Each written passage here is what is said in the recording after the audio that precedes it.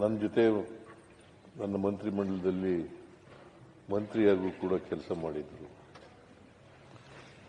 ಅವರು 2016ರಲ್ಲಿ ನಾನು ಮಂತ್ರಿಮಂಡಲ ರೀಸಫಲ್ ಮಾಡಿದಾಗ ಆಗ ಅವರು ನನ್ನ ಮಗನಿಗೆ ಮಾಡಿ ಅಂತೇಳಿ ಮಲ್ಲಿಕಾರ್ಜುನ ಎಸ್ ಮಲ್ಲಿಕಾರ್ಜುನ ಅವರನ್ನ ಮಂತ್ರಿ ಮಾಡ್ತಕ್ಕಂಥ ಕೆಲಸವನ್ನು ಮಾಡಿದ್ರು. ಅವರನ್ನ ಮಂತ್ರಿ ಮಾಡಿ ಅಂತೇಳಿ ಇವರು ರಾಜೀನಾಮೆ ಕೊಟ್ಟರು. ಬಹಳ ದೀರ್ಘಕಾಲ ಅಖಿಲ ಭಾರತ ವೀರಶೈವ ಮಹಾಸಭಾದ ಅಧ್ಯಕ್ಷರಾಗಿದ್ದರು. ಈ ಗಳಿಗೆವರೆಗೂ ಕೂಡ ಆಗಿದ್ದರು. ಅವರು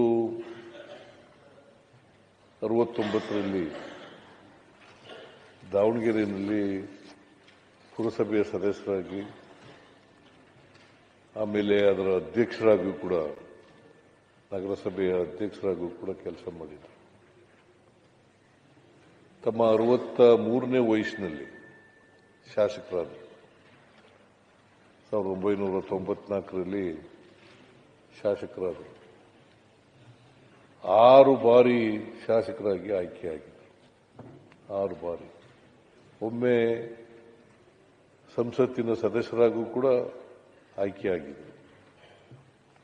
ಅವರು ಬಹಳ ದೀರ್ಘಕಾಲ ರಾಜಕೀಯದಲ್ಲಿದ್ದರು. ಇವತ್ತು ದಾವಣಗೆರೆಗೆ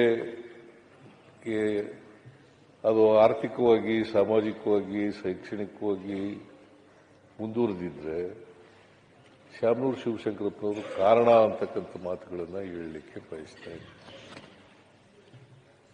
ದಾವಣಗೆರೆಯನ್ನ ವಿದ್ಯಾಕಾಶಿಯಾಗಿ ಮಾಡಿದ್ರು. ಇಂಜಿನಿಯರಿಂಗು ಮತ್ತು ಮೆಡಿಕಲ್ ಕಾಲೇಜುಗಳು, ಇತರ ಸಂಸ್ಥೆಗಳನ್ನು ತೆಗೆದು ಬಹಳ ದೀರ್ಘಕಾಲ ಬಾಪೂಜಿ ವಿದ್ಯಾಸಂಸ್ಥೆಯನ್ನು ಪ್ರಾರಂಭ ಮಾಡಿದವರೇ ಇವರು. ಒಬ್ಬ ವ್ಯಾಪಾರಗಾರರಾಗಿ ಪ್ರಾರಂಭ ಮಾಡಿ ಅವರು ಸಾಮಾಜಿಕ, ಆರ್ಥಿಕ, ಶೈಕ್ಷಣಿಕ, ಸಾಮಾಜಿಕ ಕ್ಷೇತ್ರಗಳಲ್ಲಿ ತಮ್ಮದೇ ಆದಂಥ ಛಾಪನ್ನು ಮೂಡಿಸಿದ್ದಾರೆ. ಇವರು ಅಲ್ಲಿ